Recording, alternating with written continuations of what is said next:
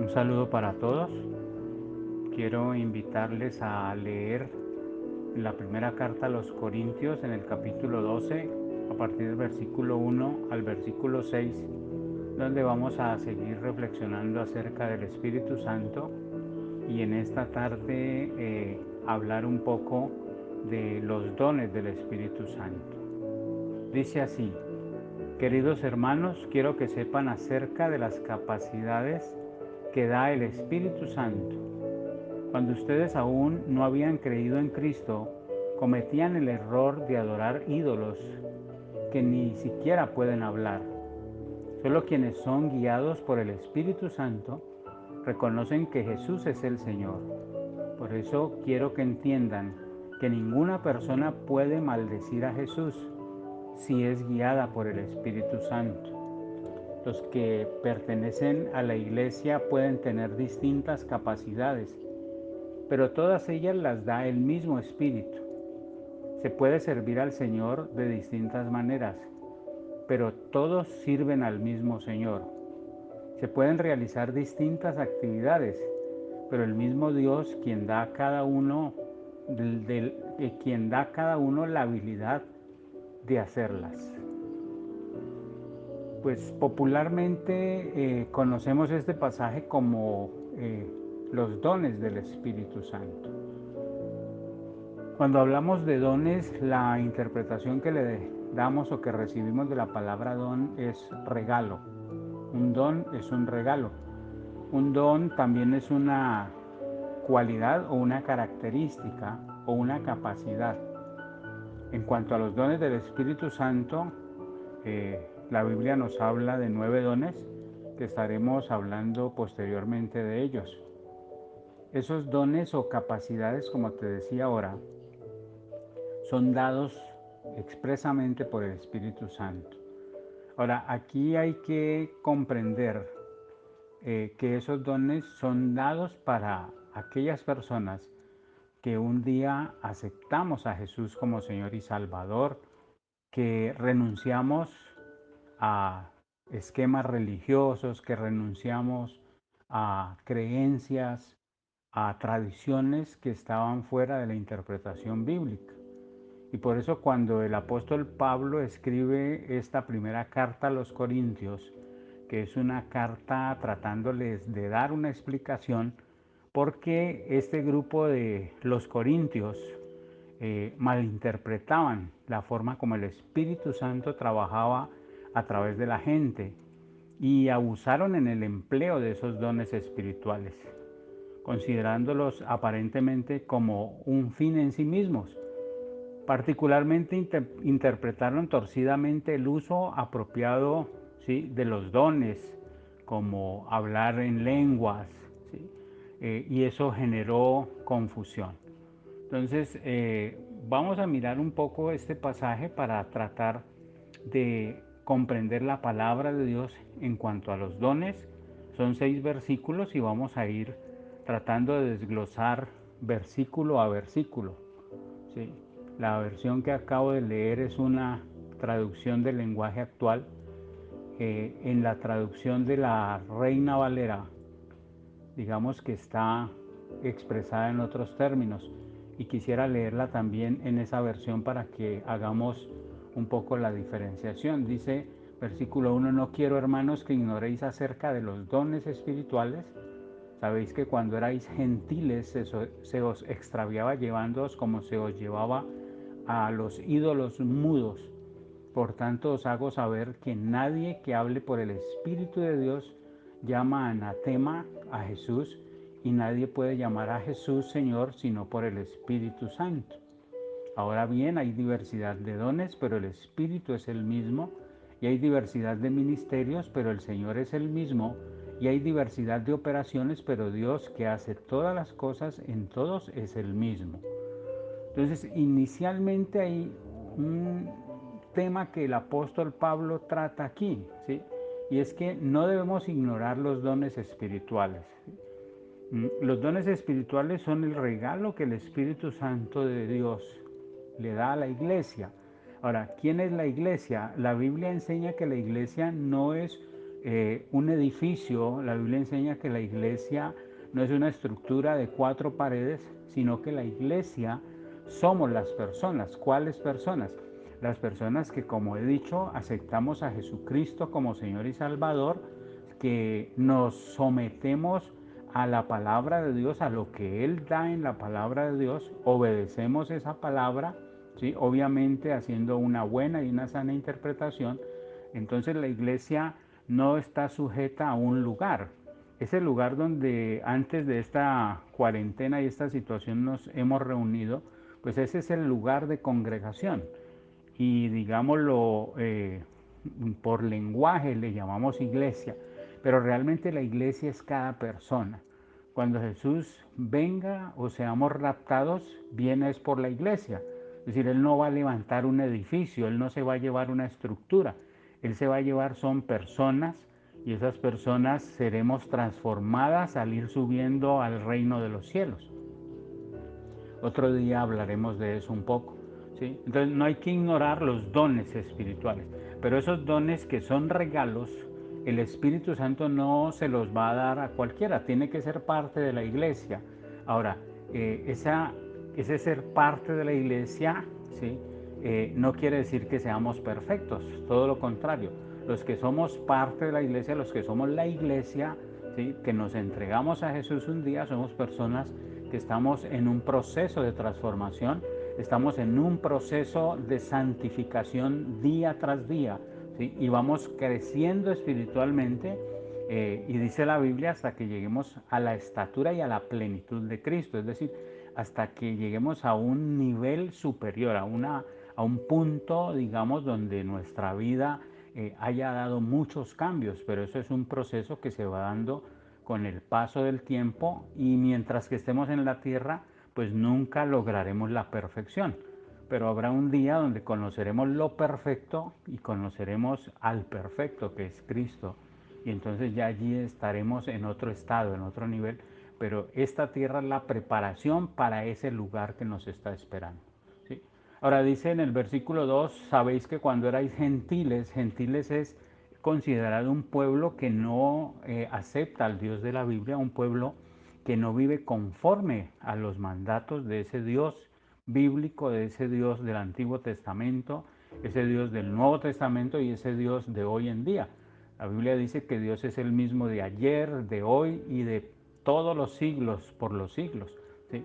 Pero dice que cuando no teníamos el conocimiento verdadero, entonces éramos extraviados, es decir, nos confundían y nos llevaban por creencias falsas, ¿sí? Y nos llevaban a adorar, dice allí la palabra, eso no es algo que lo diga yo, sino que está ahí escrito en la Biblia, dice que nos conllevaban a adorar ídolos mudos, ¿sí?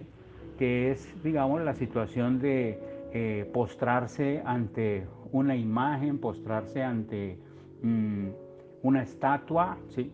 Que realmente no es Dios. Puede que alguien haya tenido el pensamiento de que en esa imagen va a plasmar a Dios, pero la Biblia nos enseña que no es lo correcto, que no es lo que debemos hacer. Ahora, que alguien lo haga o no lo haga, ya eso es decisión propia, pero en el caso mío, en el caso nuestro como pastores, como ministros, como personas que hemos podido conocer un poco la palabra de Dios, pues nuestra labor es enseñarla y predicarla, ¿sí?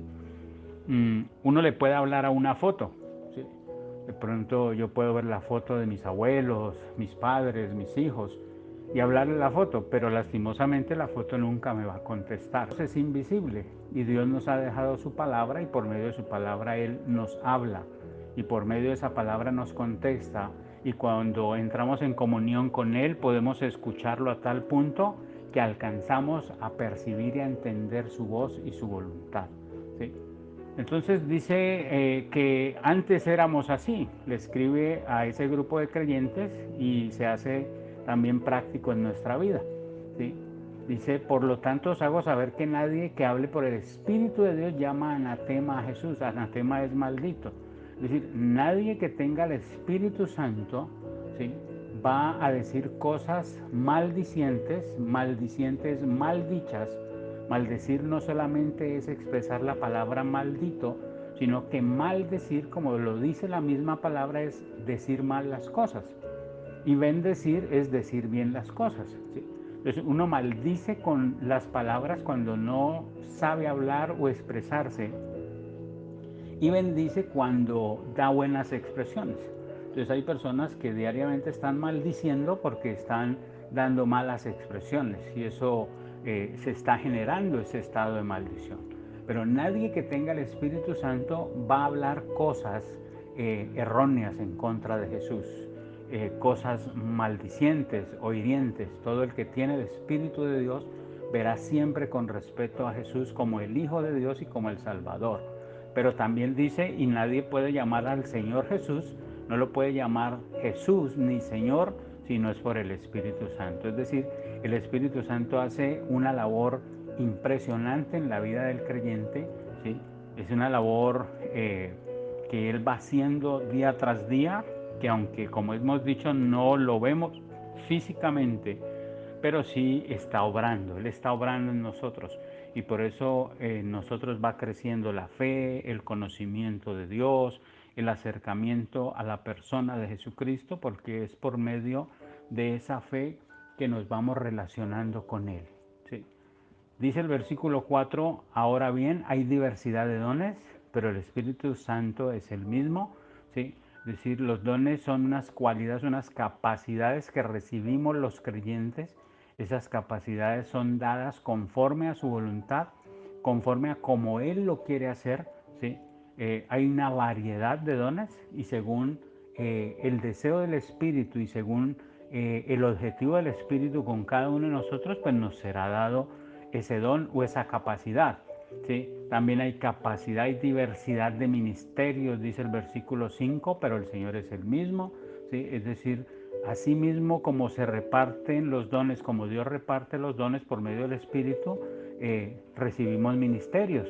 Todos no recibirán un ministerio, es una, digamos, una distinción que Dios hace a los que hemos sido llamados al ministerio, ¿sí?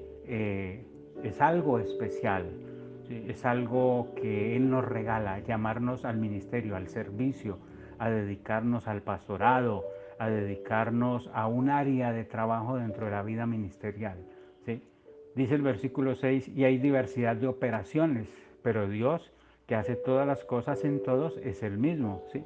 Es decir, Dios obra de diferentes maneras en la vida de las personas, a través de cada uno de sus hijos, ¿sí?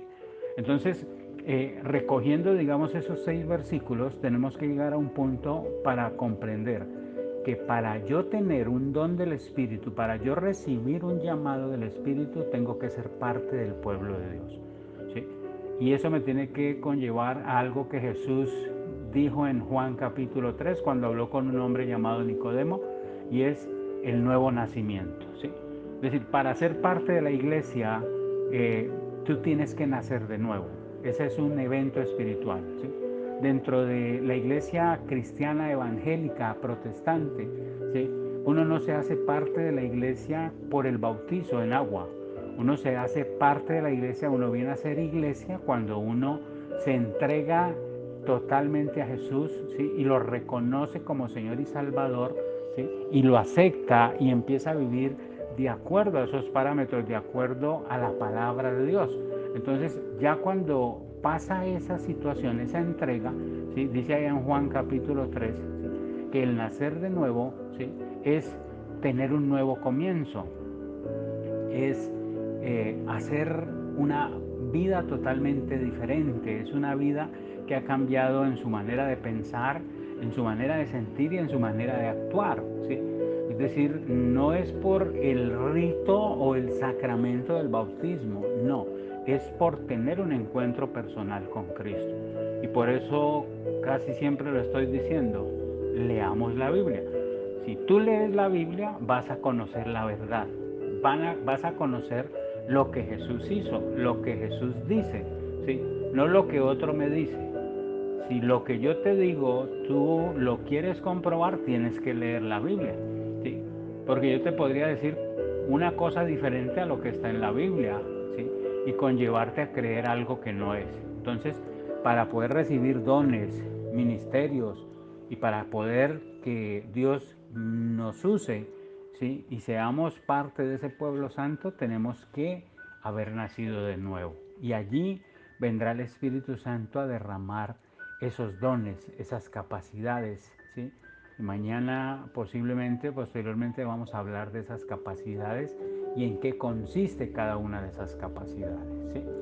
Pero tenemos que ser parte del pueblo de Dios, parte de sus hijos. Tenemos que convertirnos a Él, tenemos que tener una entrega total a Él para poder recibir ese privilegio que es tener el don del Espíritu Santo.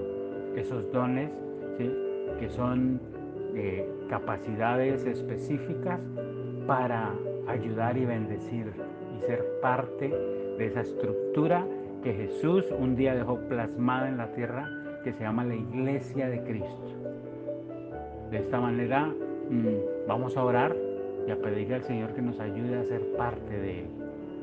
Señor, ayúdanos cada día. Ayuda a cada persona que escucha este mensaje para que pueda ser parte de tu pueblo, para que pueda disfrutar de tus bendiciones, para que pueda, Señor, entender que las estructuras, las religiones, las filosofías y todo lo que han dejado en el mundo y lo que el mismo hombre ha creado puede generar confusión y malas creencias, Señor.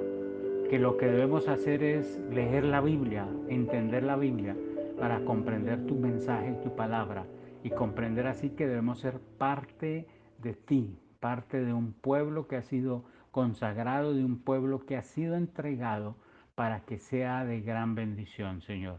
Recibe, Señor, en esta hora toda la gloria, toda la honra, toda la alabanza y bendice a todos los que escucharán esta palabra y este mensaje. A ti que me escuchas, te bendigo en el nombre del Padre, del Hijo y del Espíritu Santo. Dios te guarde.